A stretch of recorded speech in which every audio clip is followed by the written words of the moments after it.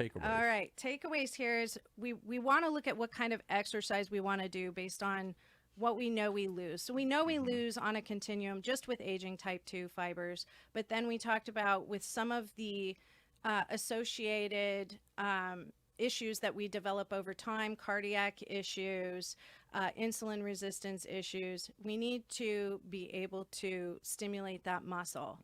So the crux of what we're here to say is, what do you really need? What are your comorbidities or other disease issues you have as you grow older?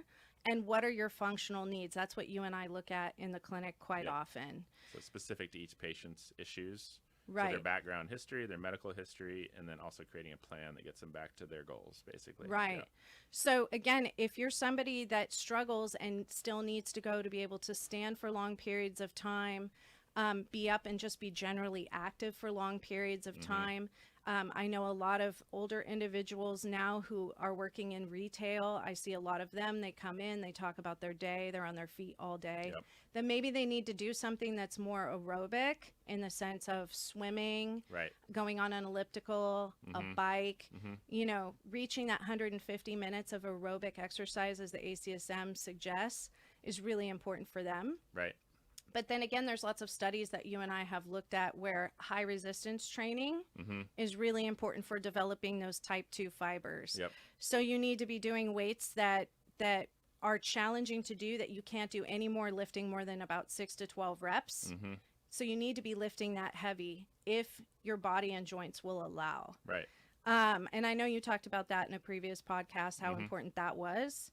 If you're somebody who needs more power or able to get up out of a chair or able to climb a flight of stairs or do something that requires higher energy, heavy housework, climbing up a hill in the backyard to fix a sprinkler. I mean, I'm coming up with so many patient scenarios. You should be lifting heavier and about 6 to 12 reps, no more. And at the 12th rep, you should be bottoming out, meaning you shouldn't be able to do another rep. Right. That's Getting so that high important. enough resistance. So it sounds like you're not just dealing with people and they come in and say, this hurts. Right.